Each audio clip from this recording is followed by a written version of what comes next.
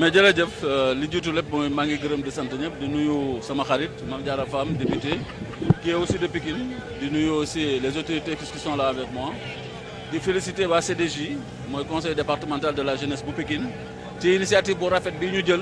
bi ñu déggee li nga xam ne mooy wooteeg son excellence monsieur le président de la république te li mu wax muy loo xam ne dafa war a mën a nekk ci réew mi il faut que ñun ñu bëgg ko ñu gëm ko xam ne li ñuy gis ci yeneen réew yi war na mën a am suñu biir réew cet moom kenn moomu ko doomu aadama bu ne rek war ngaa mën a jàpp ne set gi war na mën a bokk ci yow loolu nag ñun ñëpp ñun ñoo ko war a def xam ko mais nit ñi aussi jël ci conscience jàpp ne suñ ko defee kenn defalu ko kenn ku ko defit di liggéey jëm ci wàllu salubrité sa bopp nga koy defal waaye ñëpp nga koy defal je pense que ça c'est extrêmement important lii nag ñu commencé ñoom waa CDJ vraiment dama leen ci gërëm sant leen félicité leen di leen wax ne nag lii ndorteel la mbir mi dafa di loo xamante ne li il faut que mu nekk dans le long terme il faut que ñun ñëpp ñu nekk ci gëm ko te ñu commencé ko dugal boole ko ci suñu ay habitude bu demee ba bokk ci ñun comme yeneen réew yi lañ fay gis war na mën a nekk mën na nag war a ànd ak aussi defe naa ne buñ ci tolloo état dina jël ay mesures je pense que la plus haute autorité muy son excellence monsieur le président de la république Macky Sall moom moo ci njëkk a am yéene googu mu wax wone ko moo tax ñëpp jóg topp ci ginnaaw xam ne lu baax ñëpp ko bëgg kon bu ko waxee war nañ cee mën a jóg taxaw ci ñun ñëpp mais buñ ci taxawee aussi ñu jéem a fexe ba nga xam ne dafay sax parce que sax gi moo am solo mais mën nañoo def lii tey suba ñu bàyyiwaat ko du am benn njëriñ li am solo moom mooy nañ ko def jéem a changer comportement yi jéem ko saxal état aussi gunga ñu ci loolu may ñu li nga xamante ne mooy autorités yi ak les agents de sécurité ñu jéem a veiller ci loolu bu baax a baax ñu ngi ciy liggéey bu baax et incha allah rabbi avec le préfet du département avec le ministère dina am les grandes artères de Pikine qu'on va commencer pas cette semaine-ci mais la semaine d'après dinañu def toutes les grandes artères du département de Pikine désencombrer ko complètement mais aussi ànd ak préfet ànd ak les autorités de la sécurité pour que ñoom ñëpp ñu jël seen disposition ba nga xam ne loolu dinañ ko saxal muy doon loo xam ne dafay bokk suñu environnement may féliciter bu baax a baax nag xale yi ci initiative bi ñu am di leen ñaanal yàlla loolu ñu sax ci gëm ko et puis def un travail de sensibilisation pour que wax ko ñëpp dégg ko xam ko ñëpp boole ko seen bopp. waaw mais en fait li nga wax ni jeunesse consciente li ñuy def ni xam nañ ne seen bopp lañ koy defal parce que dans tous les cas il faut se dire les choses telles qu'elles sont ëllëgu Sénégal ci loxo ndaw yi la nekk donc ndaw yi ñoom ñoo mën a commencer dès à présent di liggéey pour seen ëllëg dafa naa àdduna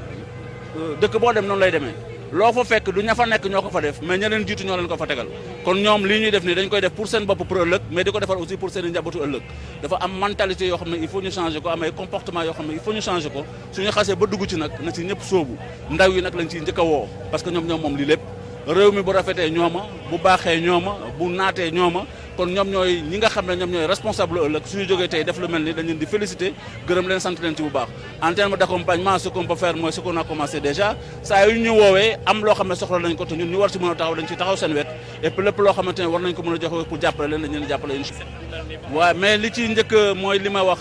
ne moom ay comportement la ay habitude lu ñu war a am mais mairie Pikine boo ngeen xoolee ni ci ginnaaw pavage bi ngeen di gis fii mairie bi moo ko fi def te du fi yem mais aussi loolu dafa am solo ñu xam ko gis nga suuf si tant que mu ngi fi dafay difficile nga entretenir ko donc la solution c'est de recouvrir le sol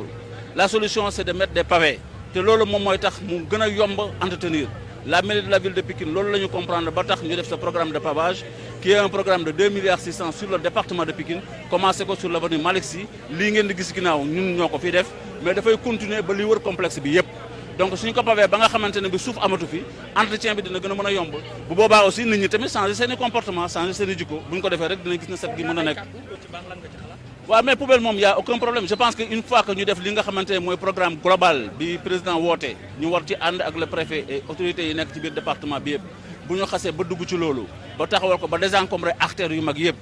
fii nii dina war a mën a nekk ñu continuer pavage bi ba ñu pare ko suñu ko paree war nañu mën a teg ay poubelle bu nit ñi rombee def seen poubelle moom yomb na même pôlu mbalit pour nga teg ko fii c'est pas un problème réellement je pense que loolu bu ñu ci paree avec le CDJ dinañu mën a xool ak ñoom mu nekk un projet qu'ils peuvent porter eux et en ce moment là ñu xool naka lañu koy conceptualiser defar ko ba nga xam ne dinañu mën a jël ay poubelle teg ko un peu partout ñoom seen bopp ñu koy superviser si environnement on a déjà un projet qui va au-delà de ça parce que nous avons un projet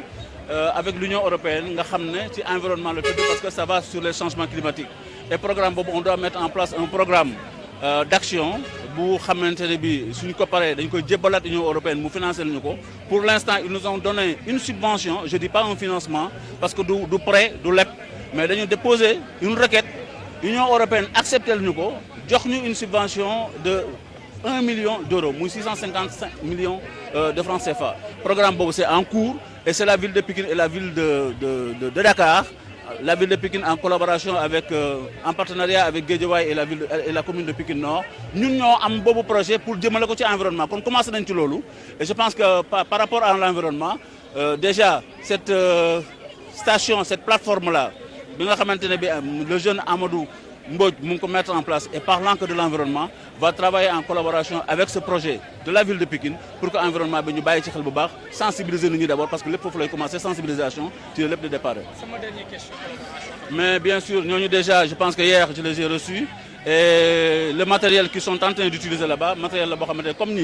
l'avons fait aussi, nous l'avons fait avec nous. Moi, les Pikine, gis nañ leen jox nañ leen appui ak accompagnement bi nga xam ne mooy matériel bi ñu yore comme ni ñu ko defee ak waa CDJ fii jël ay brouette jox leen jël ay brosse jox leen. Ici on a remis je pense 10 brouettes, 20 brosses. Fallait aussi on a fait la même chose, on a remis des brouettes, tout ça pour les accompagner et je pense que c'est un début et une fois qu'on va encore développer avec le grand projet de désencombrement de toute la ville des grandes artères, on fera ensemble avec ñoom ak waa CDJ ak tous les jeunes de Pikine ñun dem ñu àndandoo ñu liggéey ko parce que Pikine ñoo ko moom ñoo ko bokk.